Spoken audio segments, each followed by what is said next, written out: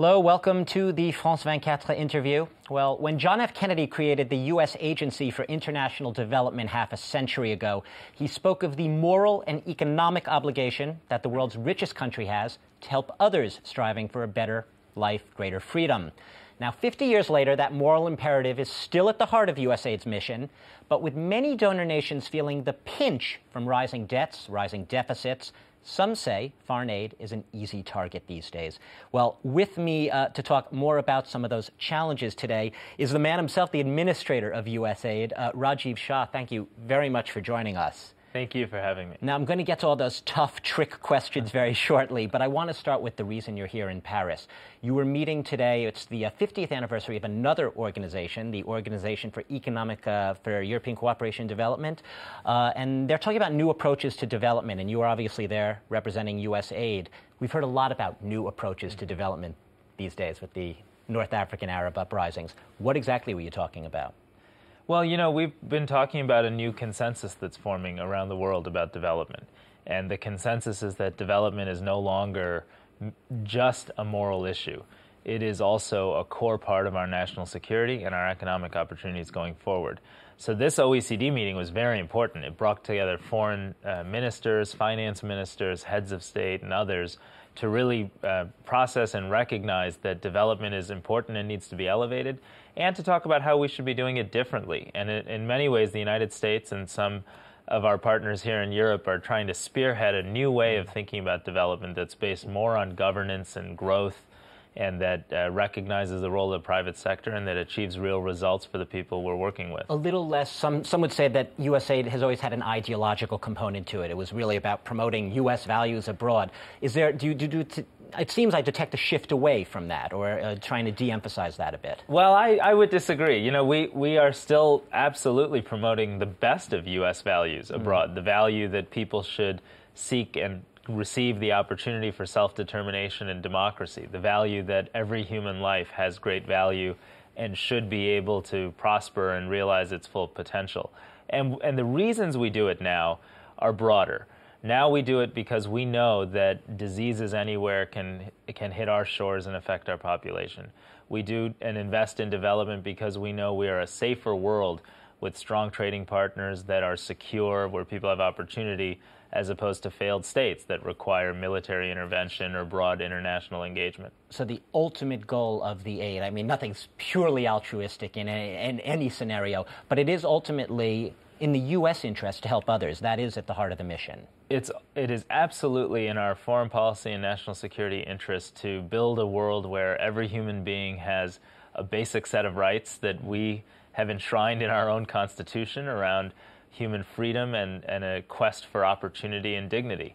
And we've seen time and again, when we make development investments in a smart, focused way, generate real results, and spread that kind of opportunity around the world, we end up with partners like South Korea that today are donors themselves and today are sources of stability and economic potential for our own country and for the rest of the world. Let's talk about the money aspect of it. USAID is obviously funded by the U.S. Congress. You're essentially dependent on penny-pinching politicians right now for a lot of your money. How do you justify foreign aid right now in a time where everyone's talking about belt-tightening, everyone's talking about austerity? How do you get the cash? Yeah. Well, you know, we work very hard with both in the United States with both Democrats and Republicans in Congress to talk about why aid is so central. And what I've been thrilled with is over the last several months, through a very difficult political and budget environment, members of both parties have stood up and said, we recognize that USAID and the development we do around the world is part of an exit strategy in Afghanistan. We recognize that the work you're doing in southern Sudan is helping people and preventing conflict. We recognize that the work you do in Central America protects our borders while expanding opportunity. And we realize, as Secretary Gates, our defense secretary, has said, that it is cheaper and more efficient and more right to do development than to send soldiers. And that's ultimately, I think, what's driving the success we're seeing in terms of our development portfolio. Could you give us some numbers and sheer numbers? What is the budget right now? I mean, I read somewhere, correct me if I'm wrong, that the actual foreign aid budget is less than 1% of the entire U.S. budget. And that struck me as only 1%? That's nothing. That's absolutely true. In fact, when you ask Americans what they think we're spending on foreign assistance, People will say it's around 20%. And the reality is it is less than 1%. And for that very efficient investment of less than 1%, we're engaged in more than 90 countries around the world. We're helping AIDS patients stay alive on antiretroviral therapy. We have seen some of the most dramatic reductions in child death that's experienced for kids around the world because of our malaria and TB programs. And we're really leading the global effort to address food security, which has become such a critical issue and could really contribute to instability in the Middle East, North Africa, and a number of other parts of the world. You're working with Bill Gates on that, right? That you're teaming up, let me say, with Bill and Melinda Gates Foundation. We are teaming up with Bill and Melinda Gates. We're also teaming up with a broad range of corporate partners in the United States and some European companies, and most importantly, companies and entrepreneurs in many of the countries we work in Sub-Saharan Africa and in South Asia and in Latin America. So all over. Now, you were sworn in as the administrator of USAID shortly before the Haitian earthquake in January 2010. That's been a major part, I imagine, of USAID's mission. Well, how's it going? Really, leading humanitarian efforts is really one of the core things we do, and it is such a deep reflection of America's generosity to people around the world and our sense of moral connectedness. That's why when this tragic earthquake, which, as we all know, killed more than 200,000 people in Haiti, happened, the president asked for us to lead a swift, coordinated, and aggressive response. And we ended up being part of the largest humanitarian effort in history.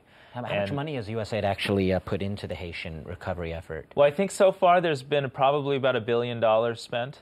And a lot more is needed. A lot more is needed, but for that investment, we've seen real results. We had a food program that fed more than 4 million people. We provided clean drinking water and addressed a cholera epidemic and saved thousands of lives. We did tens of thousands of medical procedures that allowed Haitians to save limbs and life.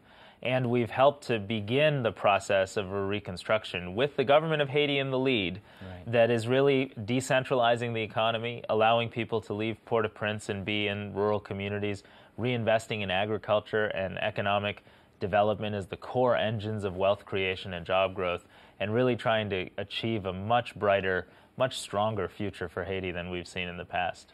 Let me ask you, you talk about a lot of the good work that USAID has been doing, whether it's Haiti. I know Pakistan flood relief has been another a big area of relief. Some people have a sort of, you might say, an outdated image of USAID. People used to say, oh, it was all about fat contract, American staffers getting paid, and a lot of the money that in its budget never really got to the countries that it was trying to help. You're trying to change that. I'm trying to change that. I came from the private sector, and I harbored some of those impressions when I joined the agency. And one of the first things I learned, especially during that moment when the earthquake happened in Haiti, was that was not entirely true. We have 9,000 talented staff around the world, and most of our funding goes to NGOs, and in most cases we can track where our resources go and the benefits they provide to people in the countries we serve. But we can do better, and that's why I've launched a package of reforms we call USAID Forward that is really designed to move us away from being a traditional aid agency and allow us to create the world's best development enterprise that uses a set of business-like metrics for making investments, tracking results, learning about what we're doing in terms of both generating real outcomes and building the local capacity so that someday a vibrant private sector, an active civil society, and effective and transparent governments can replace foreign assistance as the means by which people access opportunity and dignity. At the end of the day, though, it is still a U.S. government agency. So I have to go back to what I asked you in the beginning. There inevitably is going to be a highly charged political component in this, in choosing your projects. Well, we try to achieve real results. Let me give you an example. In our Feed the Future program, which is addressing the global insecurity in food right now, we're working with the government of Tanzania. We have coordinated our efforts with all the other donors and multilateral banks and some private companies so that we're working in the Southern Agricultural Growth Corridor trying to reach 1.6 million people. And we think within 5 or 6 years we can help more than 1.5 million people move out of poverty and hunger because of a coordinated and focused approach. And that's really defining how we select projects, how we design programs with countries and with the private sector. and how we're going to measure results and make results. it transparent and available to the American people. And you told me at the very beginning that you were meeting with the OECD, other ministers on development, new approaches. What's happening right now with North Africa and the approach there? What sort of role do you see U.S. aid playing? Obama's just pledged quite a bit of money to that region. Well, President Obama has articulated it very, very clearly. We are absolutely committed to the economic opportunity and the sense of political self-determination that is what people aspire to across the Middle East and North Africa. And we will do everything we can, recognizing that, we're a partner in the process. We're not defining the process. So we work in partnership. We listen to civil society organizations and private sector leaders in countries. We meet with and consult with youth groups and governments alike and try to understand. Have you been in Tunisia and Egypt? I'm sorry to... I haven't personally been there since the uprisings, right. But our teams have been absolutely. And in fact, Egypt is a country we've had a long-standing partnership. We just released the results of a 30-year partnership in health and education in Egypt. And that has really led to dramatic results in terms of reduction of the number of women who die in childbirth, and the number of kids who die, the number of girls who get an education, and the number of students who get to attend universities like the American University of Cairo that then allows them to be innovators and leaders in their field. In fact, some of the youth that are identified as leaders of this dispersed movement are USAID program beneficiaries and graduates. So goes around, comes around. So what goes around comes around, absolutely. Rajiv Shah, unfortunately, we're going to have to leave it there. We could talk about development aid across the planet, I suppose, but it's clear that you're busy on many fronts and you're trying to change an organization now in its 50th year. Wish you luck going ahead. Thanks for being our guest today. Thank you very much. And thanks to all of you for watching the interview here on France 24 with the U.S. Aid Administrator Rajiv Shah.